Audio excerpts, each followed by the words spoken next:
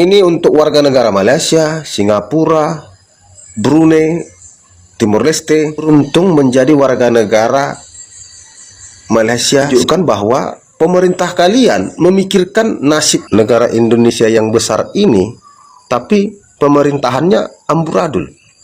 Coba kalian bayangkan. Emang bangsat nih DPR. Kenapa? Mas? Lewat jalan kena pajak, isi bahan bakar kena pajak.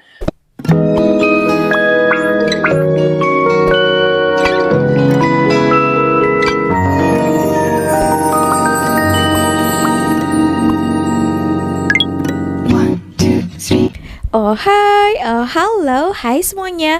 Hai teman-teman, jumpa lagi bersama Sari di channel ini. Sari doakan dimanapun kalian berada tetap diberikan kesehatan, tetap semangat yang pastinya. Ini ada Sari jumpa satu video tentang salah satu luahan daripada rakyat Indonesia. Ini dia mengatakan ya, ini khusus untuk negara tetangga kita, yaitu Singapura, Malaysia, Brunei dan juga Timur Leste. 4 negara ini itu sangat beruntung katanya. Negara kalian sangat menjaga rakyatnya. Sedangkan negara kami yaitu Indonesia katanya di sini negara kami itu diambang kehancuran. Oh, oke, agak serius ini ya. Adalah pengakuan jujur daripada dia tentang keadaan saat ini. Oke, seperti yang kita tahu ya, Sari ada lihat lah akhir-akhir ini melalui media sosial itu sekarang apalagi semenjak pemerintahan terbaru ini. Oke, kita dengarkan dulu ya, baru kita bahas. Jom. Ini untuk warga negara Malaysia, Singapura, Brunei, Timur Leste. Kalian beruntung menjadi warga negara Malaysia, Singapura, Brunei, Timur Leste. Kalian beruntung. Oke, 4 negara. Kenapa beruntung? Ya katanya. Hidup kalian itu enak, stabil, tentram, bahkan makmur. Ya, itu menunjukkan bahwa pemerintah kalian memikirkan nasib warganya dan arah negaranya. Mereka mengarahkan negaranya ke kemajuan. Berbeda dengan tetangga kalian Indonesia. Negara Indonesia besar, kaya, terkaya di dunia, tapi kualitas hidup warganya sangat jauh, bahkan bisa dikatakan arah hidupnya nggak jelas, arah negaranya nggak jelas. Karena apa? Pemerintahnya sibuk drama-drama, sibuk konflik demi kepentingan kelompok. Coba kalian bayangkan, negara Indonesia yang besar ini, tapi pemerintahannya amburadul. Coba kalian bayangkan, warga negara Indonesia 95% hanya menumpang hidup ya di negara Indonesia, lalu dipalakin. Apapun hidupnya dipalakin, diperas. Coba kalian bayangkan warga negara Malaysia. Kami ini sebagai warga negara Indonesia hidupnya hanya numpang hidup. Lebih enaklah ngekos di neraka. Itu contohnya. Jadi kalau kita ngekos, kita bayar kosan 1 juta, maka yang kita terima fasilitas 1 juta. Oke. Kita ngekos bayar 2 juta, yang kita terima fasilitas 2 juta. Betul. Sementara di Indonesia, apapun yang kita lakukan kena pajak. Tapi yang kita terima tidak ada. Tidak ada. Paham. Apa yang kita terima dari negara ini? Tidak ada. Jadi pemerintah berusaha memframing, mencuci otak rakyat Indonesia. Jangan kamu tanya apa yang diberikan negara ini, tapi tanyalah apa yang sudah kamu berikan kepada negara ini. Yang sudah kami berikan kepada negara ini masih dalam kandungan pun kami sudah kena pajak. Sudah kena pajak. Orang tua kami berobat, beli obat, beli suplemen, beli nutrisi untuk kami, kena pajak. Saat kami gelandangan, pemerintah tidak peduli. Saat kami menganggur, pemerintah tidak peduli. Saat kami nanti hidup miskin, tidak peduli pemerintah. Ya kan? Saat kami nanti tidak punya tanah, pemerintah tidak peduli. Begiliran kami nanti beli tanah, bangun rumah, Semua materialnya kami beli sendiri, tapi kena pajak. Udah jadi rumahnya, kena pajak lagi. Udah kami beli tanahnya, kena pajak lagi. Oh, semuanya ya. Gila nggak? Gila nggak negara ini? Gila. Nah ini ya Sari, mohon ya kan, ini Ape Rini boleh dengarkan ini ya, yang selalu mengata-ngatakan Malaysia ada subsidi katanya ya. Nah inilah, padahal negara kita ya kan, kita bayar banyak itu juga kalau subsidi kan. Orang Malaysia pun bayar pajak juga kan. Tapi di sini sudah kita bayar kepada kerajaan. Nah kerajaan juga mengolahnya kembali untuk rakyat ya. Jadi rakyat itu juga mendapatkan subsidi contohnya. Nah subsidi itu dari mana? Ya dari rakyat juga. Sedangkan kalau kita ya kan, kita di Indonesia itu bayar pajak tak ada lagi kembali kepada rakyat ya. Nah ini Kokori ini harus Kita nggak nonton diberikan ini, Ape pekerjaan, ini harus kita nonton cari ini ya. sendiri pekerjaannya. Kita berusaha sendiri untuk dapat pekerjaan. Ada yang masuk murni, ada yang sampai suap.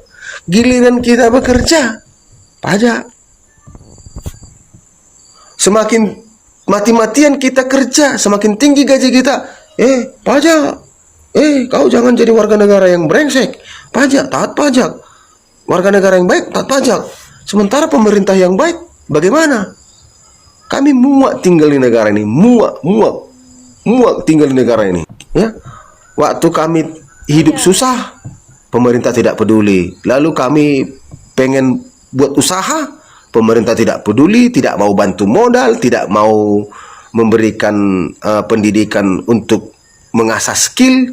Giliran kami cari sendiri modal, giliran kami belajar sendiri untuk buat usaha, giliran kami nanti mati-matian pontang-panting sampai peler pun gosong, berkeringat, dapat penghasilan, pajak. Ya, pajak. Giliran kami bangkrut, kami tidak lihat, itu urusanmu, mati kau situ. Aneh kan, pemerintah apa ini? Beli listrik, udah kita beli listrik untuk membantu negara, kena pajak. Tutup mata. Beli air, gitu kena ya. pajak. Apapun yang kita lakukan, kena pajak. Pajak. Tapi di mata pemerintah, rakyat ini seolah-olah tidak memberi apa-apa. Aneh nggak? Rakyat bayar pajak kendaraan, tapi ribuan orang rakyat meninggal karena nabrak lubang. Aneh nggak? Aneh kan? Pajak untuk kesehatan katanya, tapi ribuan ibu hamil meninggal saat melahirkan. Ribuan bayi meninggal karena gizi buruk. Aneh nggak? Raya ya. Ada di. Aneh kan? Jadi mau apa lagi? Nanti masyarakat, rakyat, warga beli tanah dari hasil keringatnya, 5 tahun beli tanah ini kena pajak. 5 tahun kemudian dia nangis-nangis. Kenapa? Sertifikat ganda. Ngadu ke penegak hukum, nggak dibantu, dicuekin. Kau berapa duitmu kalau mau dibantu? Negara apa ini? Iya kan? Udah hidupnya diperas, rasa nyaman pun tidak ada. Jumpa sama aparat, matamu. Aneh kan? Aparat dibuat untuk melindungi rakyat. Aparat dibuat untuk melayani rakyat. Aparat dibentuk untuk benteng negara.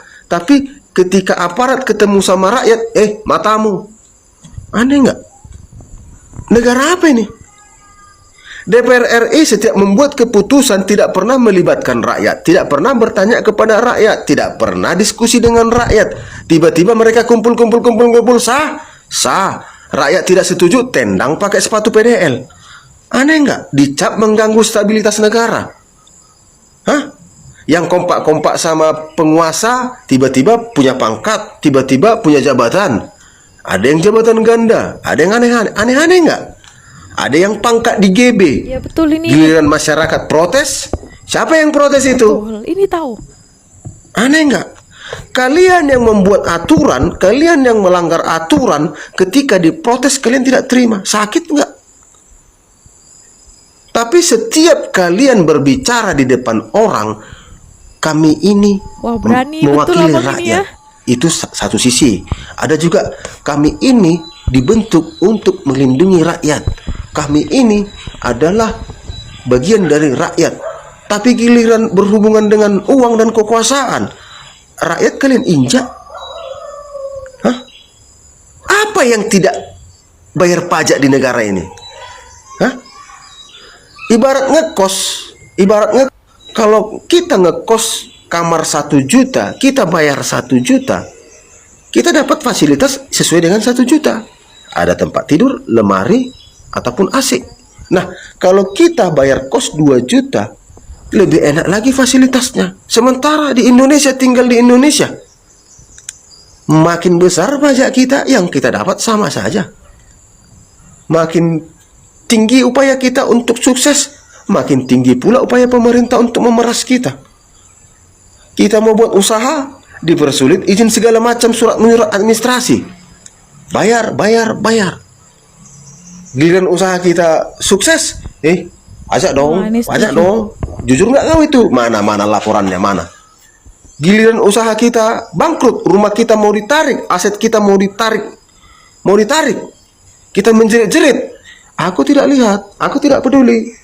Negara apa ini? Lebih baik pindah dari negara ini. Aku sendiri, kalau ada yang mau negara menerimaku, walaupun tangan harus dipotong untuk membuktikan bahwa kami akan melakukan apapun demi membela negara itu, kami mau. Walaupun kami tidak menjadi warga negara itu, tapi kami bisa hidup damai di negara itu, tidak menonton sandiwara pemerintah. Kami lebih rela daripada badan kami utuh, tapi kami mau gila rasanya. Otak Sampai kami macam itu jadi lah abang ini. rusak gara-gara melihat konflik-konflik yang ada di pemerintah, sandiwara pemerintah, sandiwara di negara ini. Menjijikkan sekali. Negara ini sudah menjijikkan sekali negara ini, menjijikkan sekali. Oke gas, hancurkan.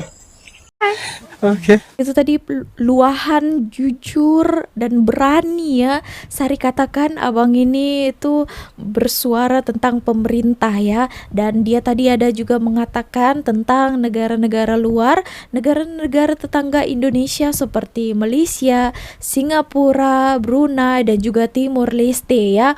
Kalian itu enak sangat menjadi warga negara sana ya. Tidak macam kami katanya macam itu. Nah, Sari lihat pun ya, jujur saja ya, memang itu juga yang kami rasakan ya, apalagi setelah kami tinggal di negara ini. Nah ya, bukan sembang-sembang kosong lah ya. Mungkin kalau orang Malaysia belum pernah ke negara kami, itu mungkin adalah sama saja itu gitu kan. Tapi kami sudah merasakannya sendiri ya. Sedangkan abang ini saja yang belum pernah tinggal ke beberapa negara, mungkin dia hanya jalan-jalan saja pun merasakan hal yang sama.